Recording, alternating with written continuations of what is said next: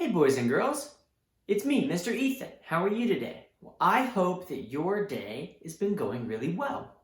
It's Wednesday, which means we have another Bible story from the book that Miss Chelsea has been reading, our Read Aloud Bible Stories. Today, I'm going to open it up, and we are going to learn about a man named Noah and what God called Noah to do.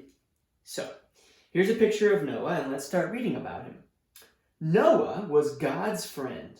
Noah made God happy.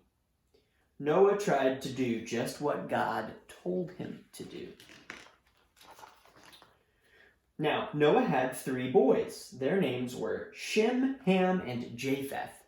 Interesting names, right? But just like my name is Mr. Ethan, and you have your name, Shem, Ham, and Japheth were the names of the 3 boys. Here they are. God said, Noah, make a big boat. Water is coming. Water will cover up everything. You will be safe on the boat. And Noah did what God told him to do. Another name for the boat is the ark. Noah built an ark. Well, God said, make rooms in the boat or the ark. Noah made rooms. God said, make a window in the boat or the ark. Noah made a window. God said, make a door in the boat. Noah made a door.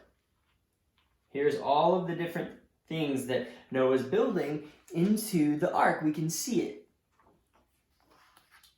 Now God said, put something to eat on the boat. Noah did what God told him to do. God said, put animals on the boat. 2 of every kind and 7 of the clean animals. So Noah did what God told him. Into the boat they all went. Mr. Cat and Mrs. Cat. Mr. Horse and Mrs. Horse, Mr. Dog and Mrs. Dog, Mr. Pig and Mrs. Pig, Mr. and Mrs. Grasshopper, Mr. and Mrs. Woolly Worm, Mr. and Mrs. Duck, and all of the other animals. Here's all of the different animals that came into the ark with Noah. Then God said, now you and your family get into the boat. So Mr. and Mrs. Noah got onto the boat. Mr. and Mrs. Shem got onto the boat, Mr. and Mrs. Ham got onto the boat, and Mr. and Mrs. Japheth got onto the boat. And then, whoa, look at that. God shut the door. After a while, down came the rain. Drip, drip, drip. After a while, up came the water. Splash, splash, splash. It's kind of like the big storm we had here in Buda last night. Whoa, look at this. All of a sudden, water ran over the streets. Water ran over the houses. Water ran over the little hills. And water ran over the big hills. The whole earth was flooded. Now, the boat, the ark, it was floating. But Noah was safe inside. His family was safe inside. And the animals were safe inside with him. Noah's family had something to eat. They gave the animals something to eat. Then they waited. They waited until the water all went away. They waited until God said, time to get off the boat. Noah did what God told him. Mr. and Mrs. Noah got off the boat. Mr. and Mrs. Shem got off the boat. Mr. and Mrs. Ham got off the boat. Mr. and Mrs. Japheth got off the boat. All the animals got off the boat. They walked and ran and crawled and hopped. And then you can see all of the animals walking and running and crawling and hopping. Can you walk and crawl and run and hop just like the animals? Then God said, don't worry. The water won't come back. The water won't cover up the world anymore. And it never has covered the whole world again. And then look at this. God made a rainbow. Aren't rainbows so cool? Rainbows are awesome, aren't they? Now, what did you learn? Well, we learned that Noah did just what God said. God took care of Noah, and God takes care of all the mommies and the daddies and the boys and the girls who do what he says. Let's go back to our rainbow for a second. You see, boys and girls, the reason that God sent all of the rain and all of the waters to flood the whole earth is because everybody was disobeying him.